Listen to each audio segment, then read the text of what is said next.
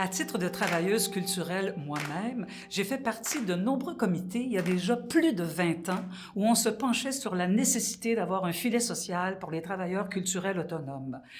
Et ça a pris une crise pour secouer l'appareil gouvernemental et démontrer à quel point le système actuel a des failles. Et ce ne sont pas des failles qui existent seulement dans le milieu culturel. On peut les voir dans le système de santé, dans le système d'éducation, dans le système économique. Bref, c'est un vrai séisme que nous avons vécu collectivement à cause de cette pandémie.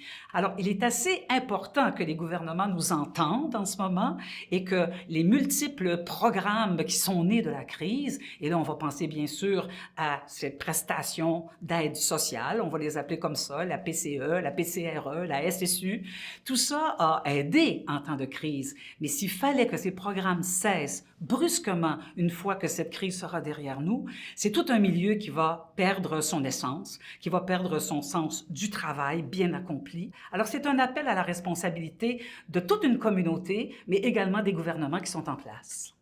Le souhait collectif chez les travailleurs autonomes et dont les travailleurs culturels, c'est de procéder à l'élargissement des programmes d'assurance-emploi. Souvent, on les retrouve à faire 3, 4 emplois, dont serveur dans un restaurant, commis, livreur.